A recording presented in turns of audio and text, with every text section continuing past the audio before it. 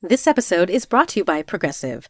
Are you driving your car or doing laundry right now? Podcasts go best when they're bundled with another activity. Like Progressive home and auto policies, they're best when they're bundled too. Having these two policies together makes insurance easier and could help you save. Customers who save by switching their home and car insurance to Progressive save nearly $800 on average.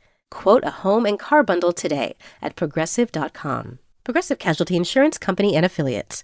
National average 12-month savings of $793 by new customers surveyed who saved with Progressive between June 2021 and May 2022. Potential savings will vary. I'm Lee C. Camp, and this is No Small Endeavor, exploring what it means to live a good life.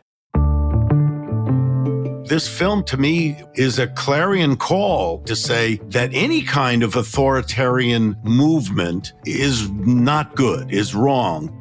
That's acclaimed producer and actor Rob Reiner on his new film, God and Country. And as I was watching, I saw one of the assaulters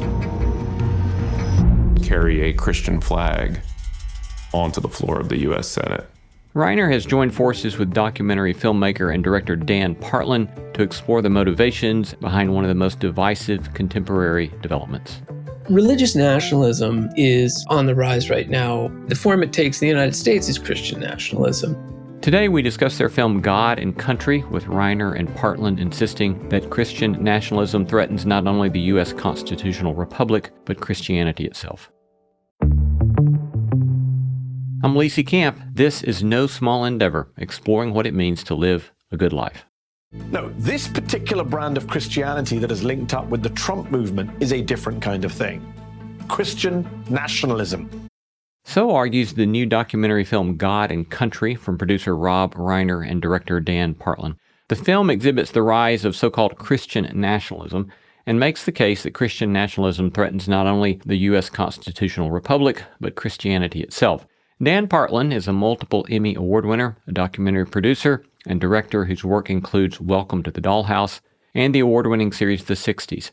Rob Reiner is an actor who first came to fame as Mike Stivic, also known as Meathead, on this TV show All in the Family, and then went on to direct and produce some of the most influential films in American history, like This Is Spinal Tap, A Few Good Men, and Princess Bride. Today we discuss their new film, God and Country. Welcome, Dan and Rob. Thanks for having us, Lee. Maybe we could start with you. Would you give us a summary of God and Country? Yeah, God and Country looks at the rise of Christian nationalism in the United States. I think I got interested in the subject really because of concerns about what's happened to our politics. Our politics has become incredibly divisive. And digging into it, started to see a lot of strains that were familiar, some of them from other periods in history. And the one thing that was rising to the top was this political bloc that has happened in the United States and this seeming merging of a certain political identity with a Christian identity. And I started digging in, and the more I learned, the deeper I got, and the more I needed to learn. Maybe for you, Rob, what first drew you to care about this project? A book was sent to me called Power Worshippers, and that kind of spurred me into wanting to tackle this, because during a time in my life when I was really struggling and having a very tough time in my life, I read virtually every religion: Christianity, Buddhism, Krishnamurti. I was reading everything that I could to try to make sense of things. And the one thing that I came away with was the teachings of Jesus, which to me made the most sense of all, which is essentially do unto others as you would have them do unto you. And my dad used to tell me all the time that you got the 10 Commandments. If you live by this one thing, you don't need the 10 Commandments, because this covers everything. You know, you want to treat people as you'd like to be treated. And so I saw over a period of many, many years that people who called themselves Christian and, believed in that, they seemed to be getting so far away from that. This whole idea of forcing your way of thinking and way of praying on other people, and even willing to, resort to violence to do it. And I saw this happening in January 6th. And I said, it seems so far away from what I have understood to be the teachings of Jesus. And even though I'm Jewish, I don't I don't think of it myself that way. I think of what do I really believe in humanity, and we're all one, and we all have to treat each other, the same way. And so I saw this, and I went, "What's at the root of all this?" And when this book came to my attention, I said, "Okay, I kind of get this now." I saw this happening during the 70s and 80s with Falwell and certain other people who were basically saying my way or the highway. So this film to me is a clarion call, basically, to say that any kind of authoritarian movement is not good, is wrong. And that also when we talk to so many leaders in the Christian world, like Russell Moore, like Phil Vischer, all these people are all saying that this Christian nationalism is not just bad for the country in terms of pushing this authoritarian way about us, but it's also bad for Christianity. It's hurting Christianity. And I thought this is a message that we need to get out. That's a very helpful overview, and we want to unpack a lot of those things that you pointed to there. And before we start doing that, Dan, let me come back to you and ask other sorts of strands of experience that have also informed your kind of interest in this particular project. Well, look, Rob gave a great overview. I'll take it in a slightly different direction, which is I personally come from an interfaith background. I'm a largely secular person. But when the producers approached me, I said, well, the most important thing to me is this can't be a movie that seems to be assailing anyone's faith. I'm just close to too many people who are deeply devout and for whom that's just a really central part in their life. So I met with a trusted friend and colleague, a guy who I worked with, essentially my right-hand man for 10 years. And he's deeply devout, grew up as a Christian missionary around the world. We had lunch and we checked in on all kinds of other things. And then I said, but I also really want to get your take on this. I'm thinking about doing a film about Christian nationalism. And his demeanor just shifted. He just went white. And I was nervous because I didn't know if I'd crossed some line or if I'd said something or he was going to be offended. And he said, wow, well, it's tearing the country apart and it's tearing apart the church. And that was a revelation to me right from the beginning. And then he said, thank you for taking this on. Somebody has to do this. And it's very, very hard for people who are very devout to take this on. But when he said that it was also tearing apart the church, that was a revelation to me. That was obviously the kind of thing that only somebody who's deeply in the church, that was an insight that they would have. And so really from that moment on, I was determined to understand that and also to earn that, to find the voices who would see it from that perspective, because I had only been seeing it sort of from a secular political perspective before him.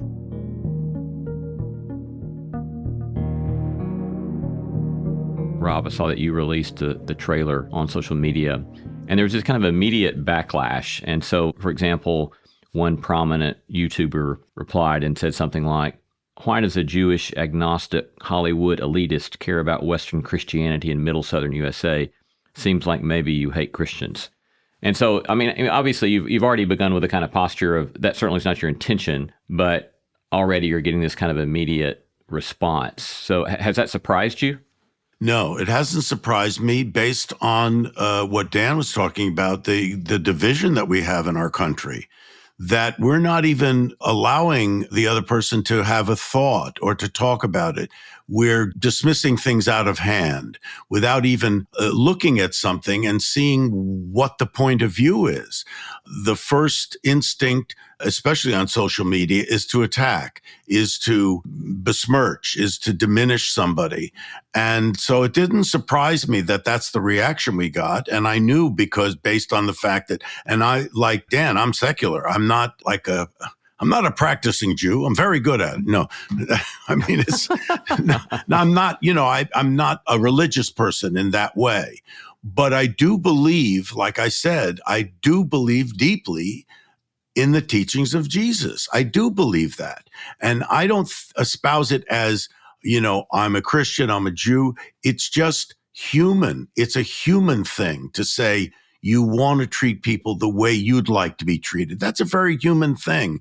And so, no, it didn't surprise me, but I would hope that people would take a look at the film and see what it really has to say. And people might say it's very disturbing, it's very upsetting, but if you watch the film, it's very hopeful at the end, because what it says at the end is if we can get back to those teachings, if we can get back to the real core teachings of Jesus, then maybe we'll have a great world. We could have a really great world. Dan, has the initial backlash surprised you?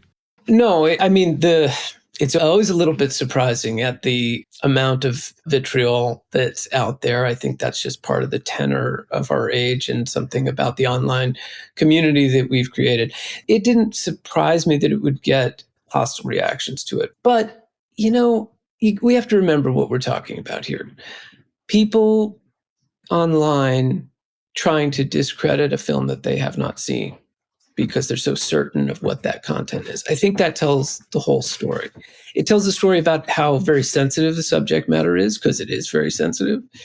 But it also tells the story, in a sense, it is the story of Christian nationalism. There's such a fear of anybody saying anything against what's perceived as our team, that let's rally the troops right now and discredit those people and discredit that project and do everything we can to try to suppress this idea that's in there for something that they don't even know what it is. They haven't even seen it. I originally came at it from the perspective of just my concern about what was happening to American politics and politics around the world. But, quickly found that this other dimension that's also happening to what it's doing to the American church.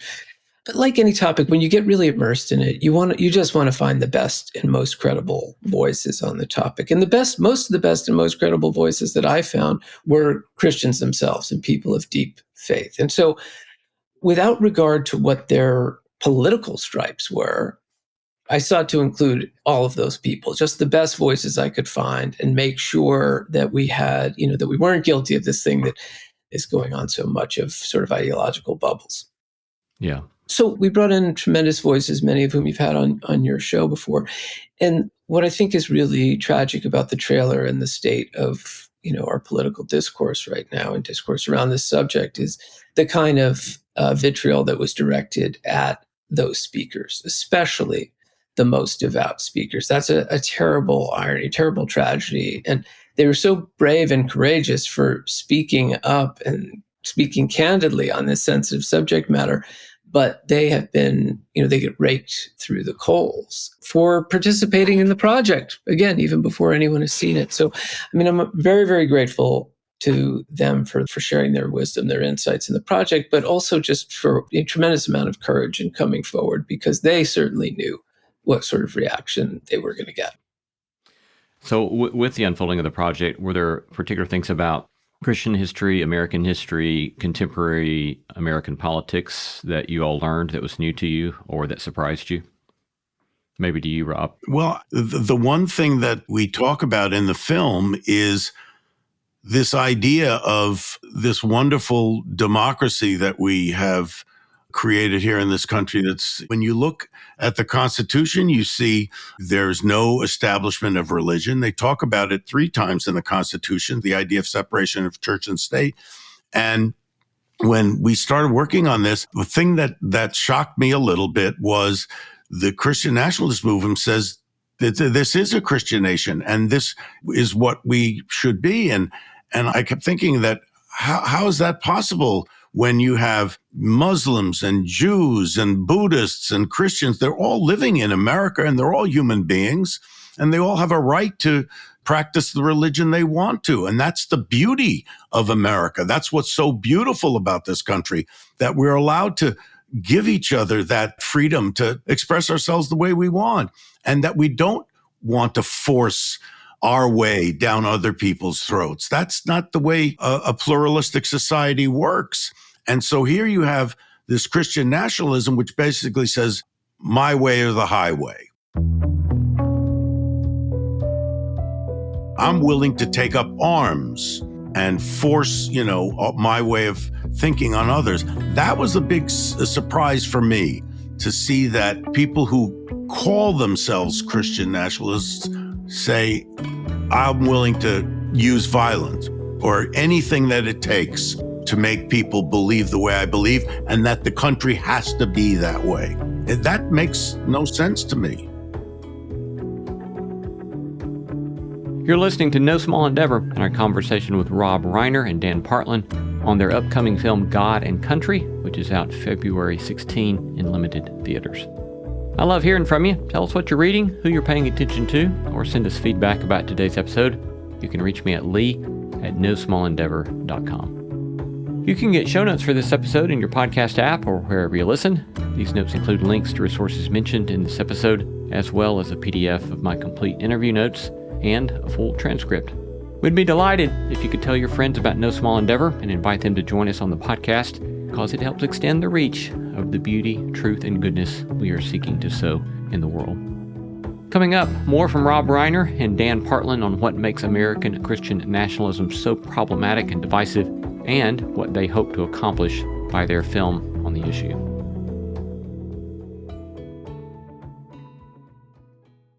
How do you find hope in dark times? Can you cultivate compassion, even for your enemies? Life is full of big questions, and in a world that often seems like it's spinning out of control, finding answers can feel ever more urgent.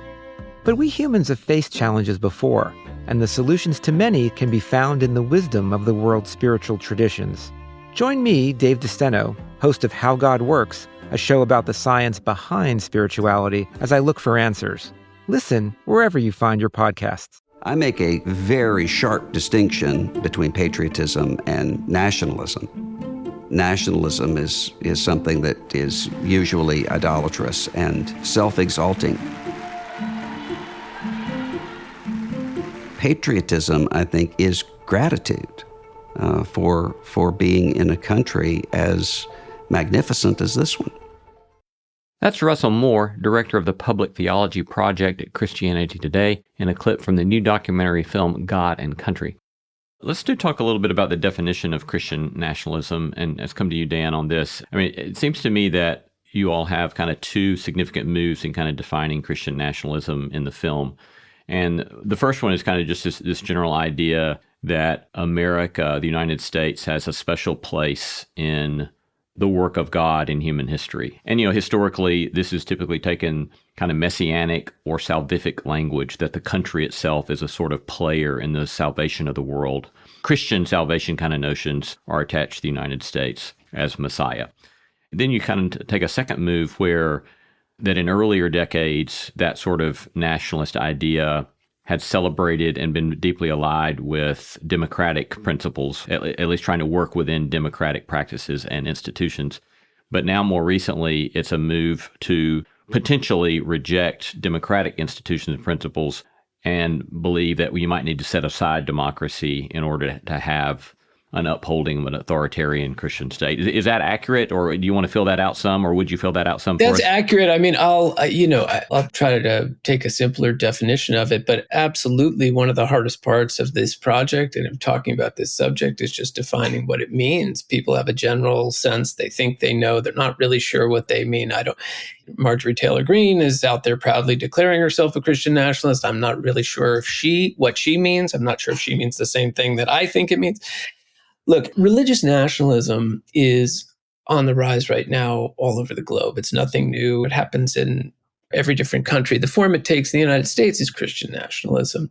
And what it is about, both in the United States and elsewhere, is about really privileging one religious people in a country over other people, right? That creating a higher class of citizens, that Christians in the United States should enjoy a higher privilege in our society because our country is inherently Christian. That should mean a greater say in law and culture and everything else.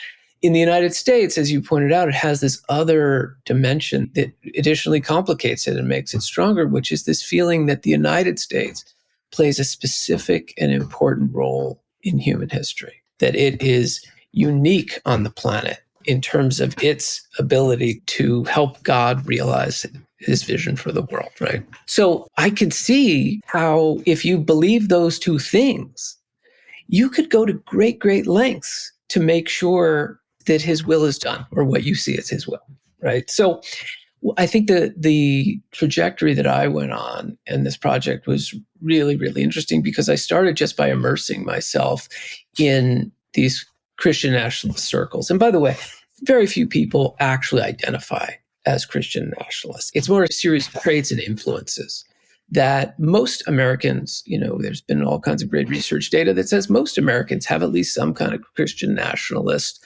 tendency, that they believe something about the founding of the country and the importance of Christianity in it. And most of that is totally benign.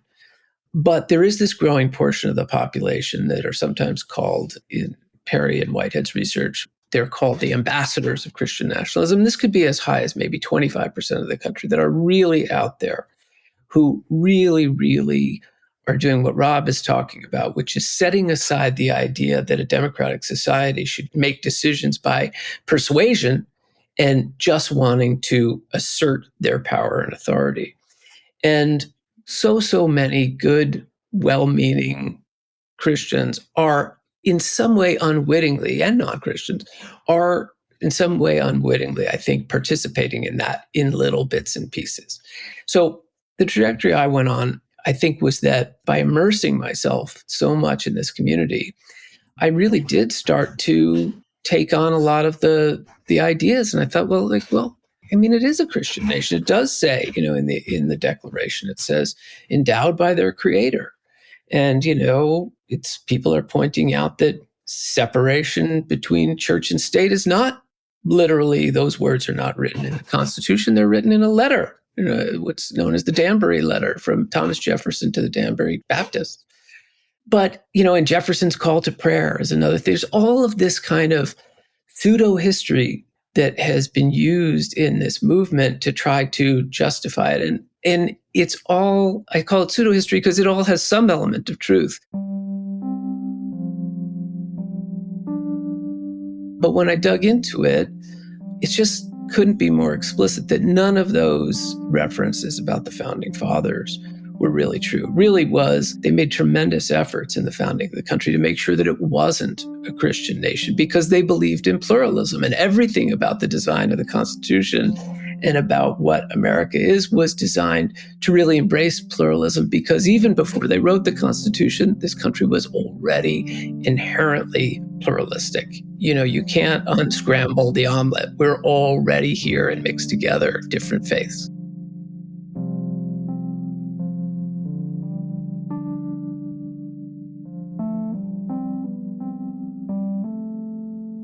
It does seem to me important to distinguish a couple of things here. One being that any given group can see another group trying to use various mechanisms of cultural power to persuade people to move a democracy in a given direction, right? So a fundamentalist conservative Christian could have a certain set of so-called biblical values, and they try to use the mechanisms of democracy to get people to vote their way. Whereas a far left secularist could do the same sort of thing, right? And on both sides, they could kind of pull coalitions of power together to try to influence the democracy. And yet that does seem to be a very different sort of thing than, one, seeing your particular group and your vision for the country as being necessary for the salvation of the world. And two, then using power to making the next step toward using coercion towards that. I think persuasion has been something that has come up a number of times in this conversation, and that's really what it comes down to, is democratic politics have to be about us persuading each other. And I think that a lot of times religion in the current climate, if people start to feel like, well, I don't have to answer that because this is what my faith says. This is what God says. This is what Jesus says. I'm not going to give any answer beyond this is what Jesus is calling us to do. That's problematic for democracy. And I look at actually for guidance on this, because people are always talking about, are you saying that my faith can't, inform my politics? No, of course, people's faith, informs their politics. Absolutely. It informs their moral perspectives and their moral ideas, and it informs their politics. I always look to Dr. King really for how to navigate this, because of course he was, a man of tremendous faith and devotion, but the case that he made to the country wasn't that we should do it this way because this is what his faith said, right? He translated what he felt from his faith into civic arguments that applied to everyone. So he talked about justice. He talked about peace. He talked about humanity. He talked about human dignity. That's how faith could inform political ideas that reaches across to other faiths and other traditions and to secular people and atheists and everybody else, and makes the case. So I think we have to make sure that we're making kind of civic arguments to each other when we're talking about how we want to structure the civic society. People's spiritual belief is their business. And, I was re-looking at, some of these early letters from the founders, and that's what it was all about to them, right? Jefferson, in this famous letter to the Danbury Baptists, what he says is, believing with you that religion is a matter which lies solely between man and his God, that he owes account to none other for his faith or his worship than the legitimate powers of government, each actions only. I don't want to go into too much Jefferson, but the centerpiece of it, which he says that the legislature should make no law respecting the establishment of religion or prohibiting the free exercise thereof, was building a wall of separation between church and state. And that was really to ensure religious liberty. It wasn't to attack people's faith. It wasn't to keep faith out of government or out of civic life, but it was to protect religious liberty, because you can't have a truly religiously free society unless you have a secular government. Yeah, and think about this for a second. You have very far left-leaning liberals and very far right-leaning conservatives. Both can be devout Christians, and they may approach whatever issue, whether it's the environment, it's taxes, voting rights, it's abortion rights, whatever they are, they can both be devout and have a different point of view about a particular issue. And so what this wonderful Constitution allows us to do is, so you may have your faith and your religion guiding your thinking on a particular issue, but that's personal to you. And so you may be in the same religion and be very far apart in terms of how you would approach something and how you would get to that conclusion, a conclusion on a particular issue. That's the beauty of America, that you're allowed to do that. And there should never be a situation where just because of the way you believe and the way you think about your relationship to God should be forced on anybody else, because that person who's on the opposite side politically may have the same kind of faith and the same kind of devotion to God, but may think about a particular issue in a different way than you do. You know what I'm saying? That's the beauty of this country, that it allows you to have differing views, even if you share the same religion.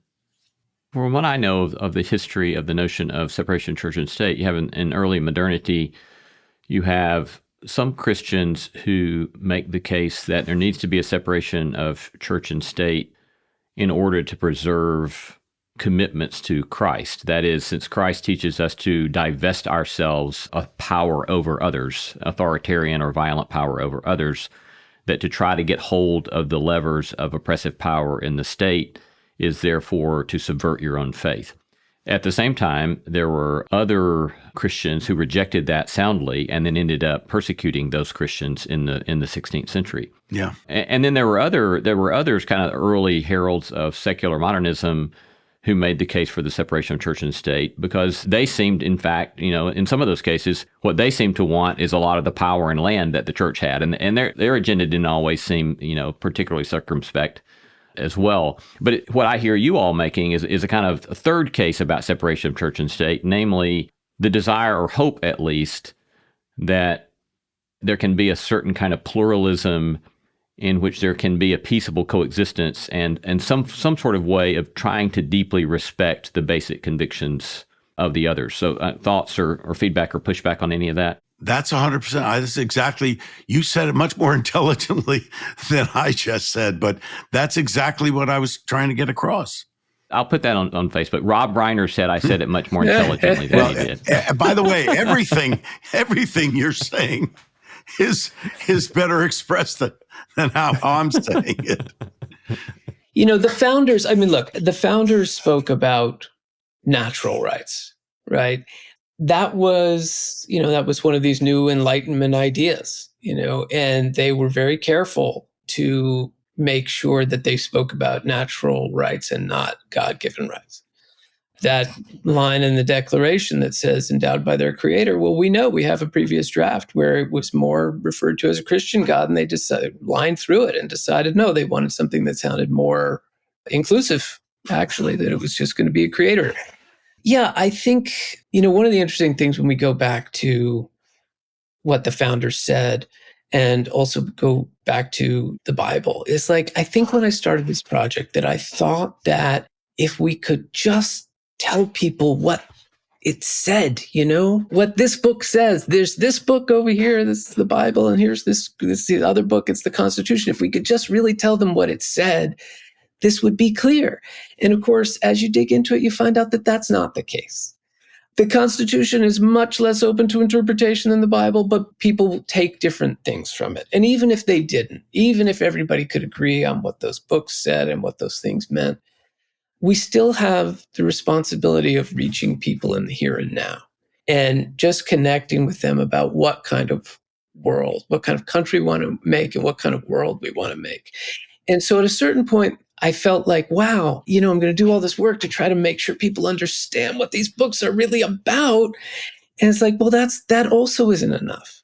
What really has to happen is we have to start a conversation. And that's ultimately the goal of the film, is that we need to be having this conversation.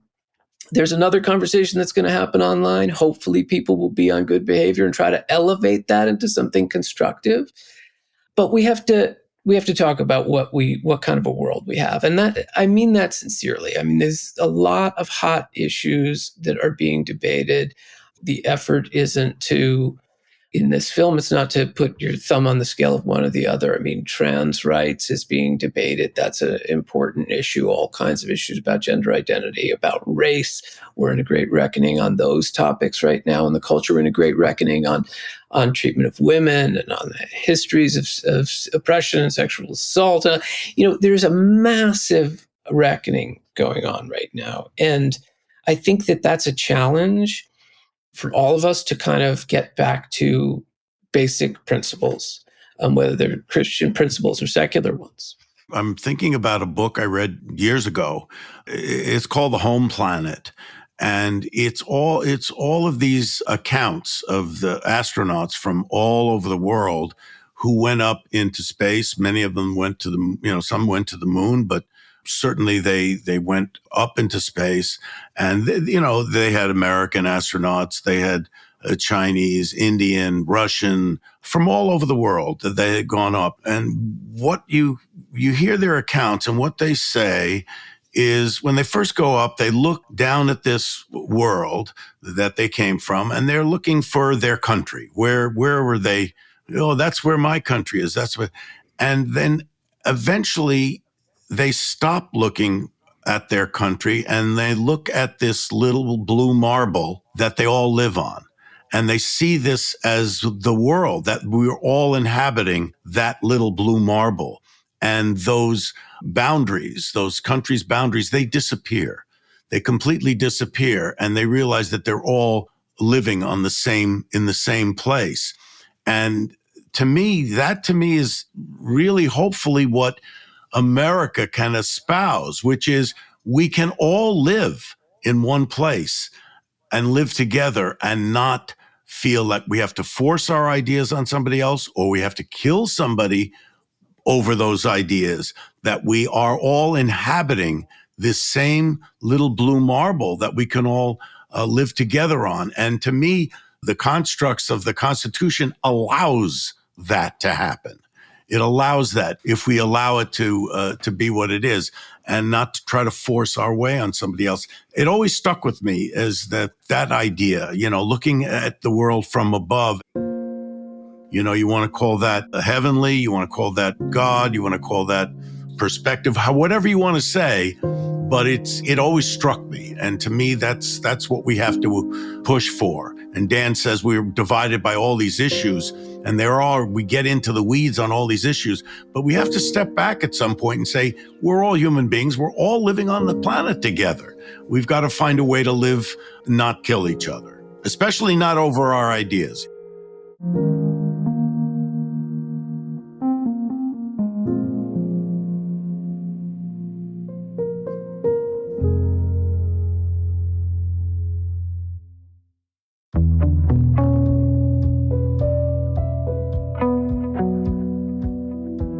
We're going to take a short break, but coming right up, Rob, Dan, and I discuss the difference between fear-mongering and bringing a serious issue to light, and why a film is capable of starting conversations that might otherwise never occur. Hey friend, if you didn't know, I started a newsletter a while back that comes out every 2 weeks. I've been delighted to hear from so many of you about positive response to the newsletter. We call it the No Small Endeavor Notebook, where I riff on themes and topics related to our podcast, giving you additional material for thinking and doing in your own quest to make sense of what it might mean to live a good life. Join us by going now to nosmallendeavor.com and sign up there. Again, go to nosmallendeavor.com to sign up now for our free No Small Endeavor Notebook newsletter. Here's a clip from the film. This is pastor and former political activist Rob Schenck. The majority of conservative Christians are not extreme Christian nationalists, but it makes great television. We are running straight at Satan, both swords drawn. And it's fringe voices that tend to do best on media because they say outrageous things. The gender wage gap is a lie. That a man can become a woman is a lie. That a baby in the womb is just a clump of cells is a lie. That the rich don't pay any taxes. Outrage is shaping millions of American Christians more than church. Let me move to another matter that I think is important. So in the film, Rob Schenck, an evangelical pastor, talks about some of his history formerly as a right-wing political activist. And he talks about how in those days, there was this sort of necessity in his work to stoke fear and anger. And that a lot of times the people that wanted to give him money said, you've got to stoke up the fear and the anger if we're going to keep pumping money into this. And he said that he feels badly about that. Felt badly about it then and feels badly about it now, but that just seemed to be part of what he had to do in order to do this kind of work of stoking fear and anger. And there's been a lot of conversation about the way in which we're in this moment with social media and so forth, that we're at this kind of crucible moment of stoking fear and anger. But let me kind of push you just a second and ask you to put the shoe on the other foot just a second. Because one of the things that I think I experienced as I watched the film was fear, right? And, I mean, for example, the historian Anthea Butler, whoever's interviewing her, is asking her about whether or not she thinks that America might slide into some sort of theocratic, authoritarian state. And the interviewer says, does that seem possible? And Miss Butler replies, yes, it's possible. It's absolutely possible. We're closer to it now than we have ever been before. America's on a precipice.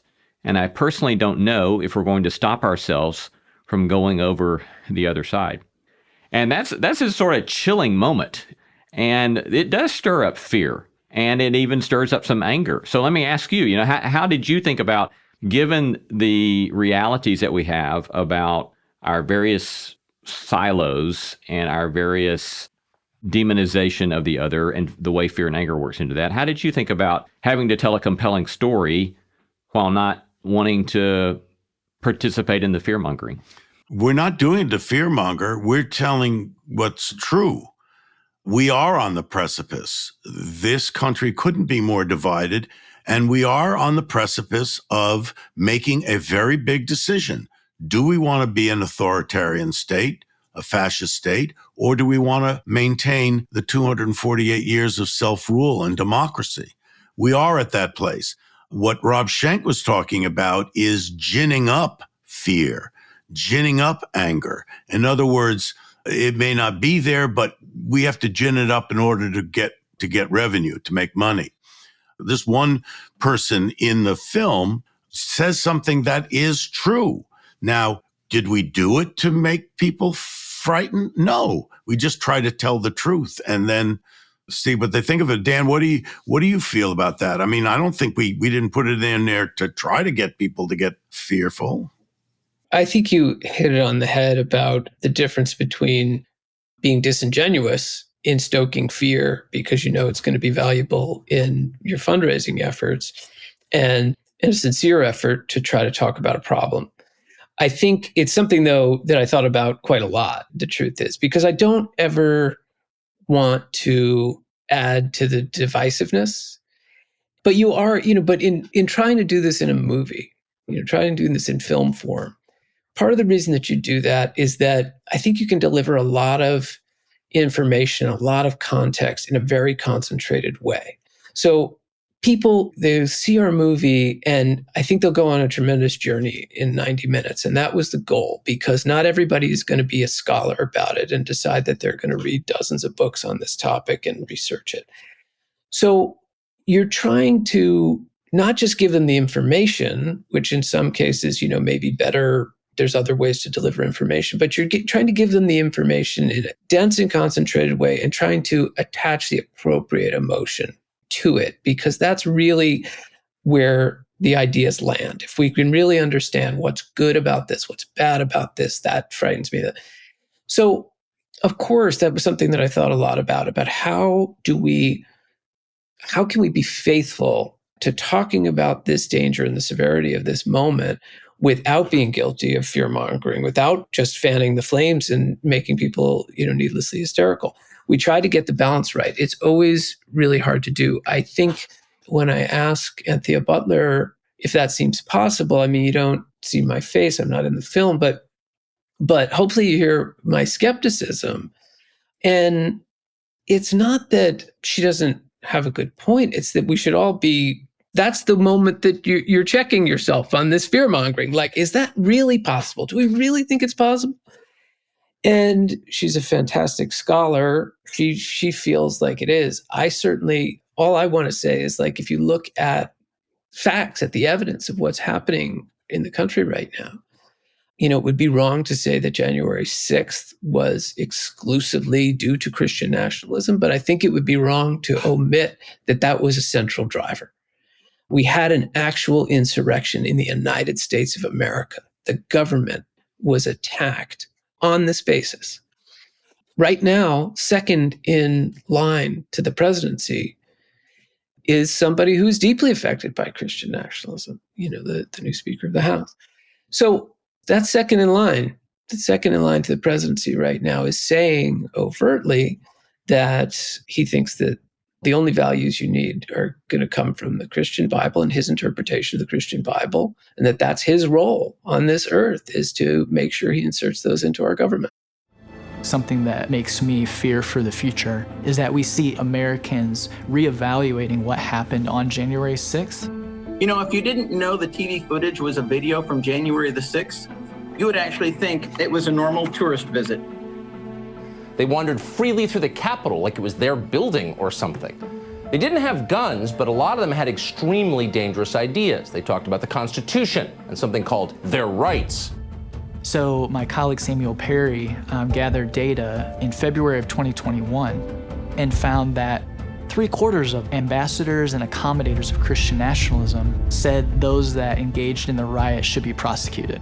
When he asked the same question 6 months later, that number had dropped to around 50%. And so as time continues to move on, are we going to continue to see them reevaluate the insurrection and move from this was a crime to, well, maybe this was a necessary evil, to possibly moving towards, well, this was necessary and it was actually good that we attacked the Capitol? I think that's a real possibility and something that should concern every American, but especially American Christians. I certainly found the line by Russell Moore. He says, our definition of what would never happen keeps getting pushed out into more extreme places. And that certainly is a sort of wake-up call for sure to continue to pay attention. The kind of last question on the film is, you have David French at some point talking about the sort of cocoons that we live in, that we work in. And then he's talking about how some people will say, all sorts of people have asked me to explain MAGA Christianity. And I've said to a lot of folks, if you were immersed in the world they're immersed in, you'd be wearing the red hat also. And so what I hear him saying, and the way I understand what you're doing with that in the film, is you're saying we really have a very difficult situation here because people are in various cultural, social silos, and they're not hearing what people in the other silos are saying. So what's your hope? You've talked about kind of what your hope is for the film, what the film's going to communicate, but what's your hope for making possible getting the people that you would want to see the film or to have an honest conversation about the film? Maybe start with Rob. Well, I hate to say it, but, you talked about the reaction to the trailer, and there's a lot of angry pushback. I believe that, and again, I hate to say this, but that might cause people to want to see it. And people who may be very angry going in to see the film, and then hopefully when they come out, just like we used to do on All in the Family, we had people talk about it. We used to be shown to, 40, 45 million people every week. And we had Archie's point of view. We had Mike's point of view, the diametrically opposed. But then people talked. They started talking to each other about it. And I think that's what we want to have happen here. We want people to see the film, regardless of what they think the film is going in, go see the film, and then have a discussion, have a heated discussion. Just don't punch each other after you see it. Just have a good discussion about it and see where it goes. Dan, how about you? Yeah, I think that's right. I think this stuff is so hard to talk about, even in this conversation. We're going to talk about it for an hour and feel like we only just scratched the surface. Yeah. So I think one of the things, it's so hard. It's tearing families apart. People don't know how to talk about it. It's hard to talk about. It's complex. So, one of the ideas that we just have is what we're hoping that people will use it for is just, will you watch this for me? Somebody who is interested in this topic, somebody who sees the film and, maybe has had some conflict within their family, wondering if we're going about this the right way, wondering if this has become politicized in a way that is maybe departing from our faith. And that hopefully the film is something that they could show and say, like, yeah, would you just watch this for me? It's going to be easier than us having this whole conversation and me figuring out where to start. I mean, my gosh, you're going to have some amazing voices who are going to contribute with a lot of authority, some really, really great points. And I don't think anybody can look at those voices and say that they don't love Christianity and that they're not good Christians. But there's a problem here. There's a concern here. And it's affecting the church for sure, tearing communities apart. And it's really, really tough on our democracy because it's really about consolidating power. But if you can use your faith to consolidate power and to shut down discussion, you can go far. But the history of doing that is really ugly, of what it does to societies.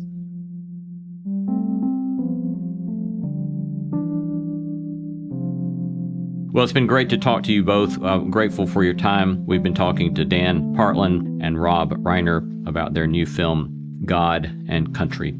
Thank you both, and we're grateful for your time together today. Thanks for having us, Lee. Thank you, Lee. It's great to be here.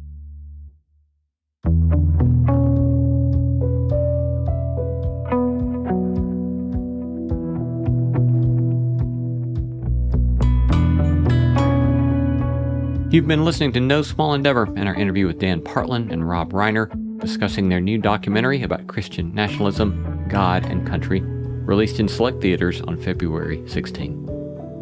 We gratefully acknowledge the support of Lilly Endowment Incorporated, a private philanthropic foundation supporting the causes of community development, education, and religion, and the support of the John Templeton Foundation, whose vision is to become a global catalyst for discoveries that contribute to human flourishing.